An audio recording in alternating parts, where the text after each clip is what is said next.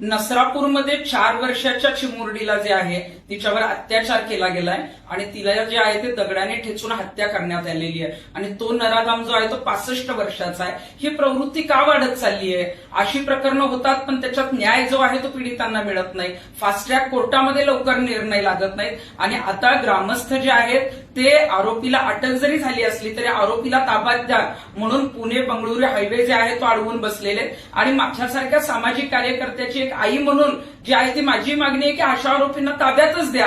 कारण ज्या पद्धतीनं हे कृत्य केलेलं आहे, जी 4 वर्षाची चिमुरडी जिला काही कळत नाही, बोलता येत नाही, तिला या गोष्टी माहीत नाहीत आणि तिच्याबरोबर अशा पद्धतीची घटना होते, याच्यामध्ये ताबडतोब जे आहे ते आरोपींना शिक्षा होणं गरजेचं आहे. आणि आजच मिसिंग लिंकचं उद्घाटन झालंय. मुख्यमंत्री साहेब, मिसिंग लिंकचं उद्घाटन झालं परंतु महिलांची सुरक्षितता कुठेतरी राज्यात आता मिसिंग आहे. तुम्ही म्हणताय की कनेक्टिंग जे आहे ते लिंक त्याला म्हटलं पाहिजे, पण अशीच कनेक्टिंग एखादी योजना किंवा कायदे जे आहेत ते कनेक्टिंग जे आहेत ते तातडीनं कसे निकाल लागतील असे करा, तरच आमच्या या मुली सुरक्षित होतील. या पीडितेला न्याय मिळाला पाहिजे, अन्यथा आम्हाला सुद्धा रस्त्यावर उतरावं लागेल.